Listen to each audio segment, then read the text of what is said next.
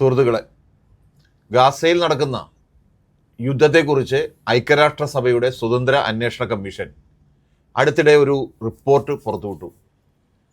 ആ റിപ്പോർട്ടിൻ്റെ പേര് തന്നെ ഹൃദയഭേദകമാണ്. കുട്ടിക്കാലത്തിൻ്റെ സത്ത തന്നെ നശിക്കപ്പെട്ടു. ഈ റിപ്പോർട്ട് പറയുന്നത് വെറും യുദ്ധത്തിൽ ആളുകൾ മരിക്കുന്നു എന്നല്ല, മറിച്ച് പാലസ്തീൻ കുട്ടികളെ മനഃപൂർവ്വം ലക്ഷ്യമിട്ട് ആക്രമിച്ചുവെന്നും അത് വംശഹത്യയുടെയും യുദ്ധകുറ്റങ്ങളുടെയും പരിധിയിൽ വരാമെന്നുമാണ്. ഈ റിപ്പോർട്ട് വികാരങ്ങളുടെ അടിസ്ഥാനത്തിൽ തയ്യാറാക്കിയതല്ല. സാക്ഷിമൊഴികൾ, ഉപഗ്രഹ ചിത്രങ്ങൾ, ആശുപത്രി രേഖകൾ, ഫോറൻസിക് പരിശോധനകൾ, സൈനിക വിശകലനങ്ങൾ എന്നിവ ഉൾപ്പെടെ നിരവധി തെളിവുകളുടെ അടിസ്ഥാനത്തിലാണ് ഇത് തയ്യാറാക്കിയിരിക്കുന്നത്. റിപ്പോർട്ട് അനുസരിച്ച് 2023 ഒക്ടോബറിന് ശേഷം ഗാസയിൽ 20,000-ത്തിലധികം കുട്ടികൾ കൊല്ലപ്പെട്ടു. 44,000-ൽ കുട്ടികൾക്ക് പരിക്കേറ്റു. യുദ്ധത്തിൽ കൊല്ലപ്പെട്ടവരിൽ ഏകദേശം 30% കുട്ടികളാണെന്നാണ് റിപ്പോർട്ട് പറയുന്നത്. ഇത് ആധുനിക ചരിത്രത്തിലെ ഏറ്റവും വലിയ ബാല ദുരന്തങ്ങളിലൊന്നാണ്. ഈ കുട്ടികളിൽ പലരും വീടുകളിൽ ഇരിക്കുമ്പോഴും സ്കൂളുകളിലും അഭയകേന്ദ്രങ്ങളിൽ ഇരിക്കുമ്പോഴുമാണ് കൊല്ലപ്പെട്ടത്. ഭക്ഷണമോ വെള്ളമോ തേടിപ്പോയപ്പോഴും കുട്ടികൾ ആക്രമിക്കപ്പെട്ടതായി റിപ്പോർട്ട് പറയുന്നുണ്ട്. ഇപ്പോൾ ആശുപത്രികൾ, പ്രസവ വാർഡുകൾ, നവജാത ശിശുക്കളുടെ ചികിത്സാ കേന്ദ്രങ്ങൾ, സ്കൂളുകൾ, അഭയകേന്ദ്രങ്ങൾ എന്നിവയ്ക്ക് നേരെയും ആക്രമണങ്ങൾ നടന്നതായി രേഖപ്പെടുത്തിയിട്ടുണ്ട്. ഭക്ഷണം, കുടിവെള്ളം, മരുന്ന് എന്നിവ തടഞ്ഞതിലൂടെ പട്ടിണിയും രോഗവും യുദ്ധായുധമാക്കിയ എന്നും റിപ്പോർട്ട് ചൂണ്ടിക്കാട്ടുന്നു. ഇതിൻ്റെ ഏറ്റവും വലിയ ഇരകളായത് കുട്ടികളാണ്. അറസ്റ്റിലായ പാലസ്തീൻ കുട്ടികൾക്ക് നേരെ പീഡനവും ലൈംഗിക അതിക്രമവും അപമാനകരമായ പെരുമാറ്റവും നടന്നതായി റിപ്പോർട്ട് പറയുന്നു. കുടുംബങ്ങളെ അറിയിക്കാതെയാണ് പല കുട്ടികളെയും തടങ്കിൽ പാർപ്പിച്ചതെന്നും ആരോപണമുണ്ട്. ഇപ്പോൾ റിപ്പോർട്ടിലെ ഏറ്റവും വേദനാജനകമായ കണ്ടെത്തൽ ഇതാണ്. കൊല്ലപ്പെട്ട കുട്ടികളെ കുറിച്ച് മാത്രമല്ല, ജീവിച്ചിരിക്കുന്ന കുട്ടികളുടെ ബാല്യം തകർക്കപ്പെട്ടു എന്നാണ് റിപ്പോർട്ട് പറയുന്നത്.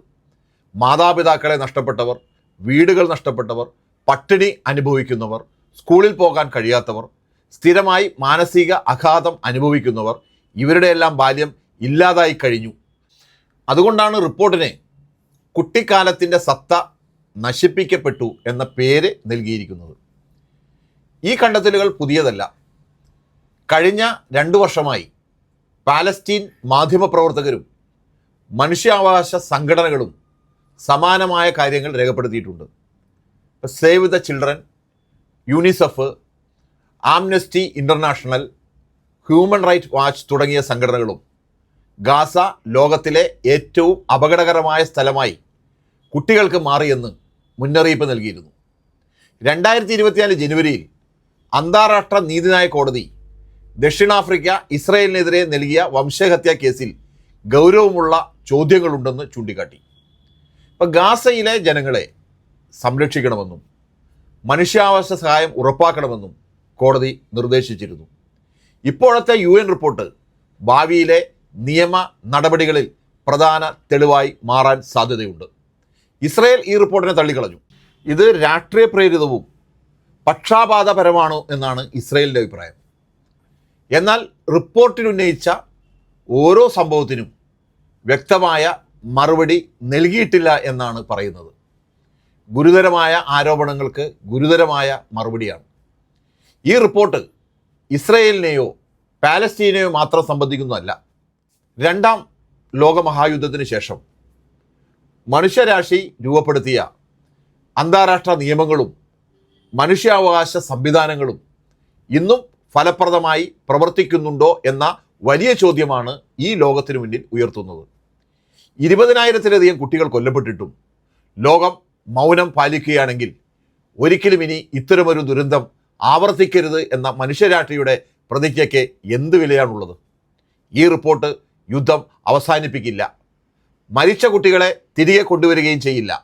എന്നാൽ സംഭവിച്ചതിൻ്റെ ചരിത്രരേഖയായി ഇത് നിലനിൽക്കും. ചരിത്രം കുറ്റകൃത്യങ്ങൾ ചെയ്തവരെയും ഓർക്കും. അതുപോലെ എല്ലാം കണ്ടിട്ടും മൗനം പാലിച്ചവരെയും ചരിത്രം മറക്കില്ല.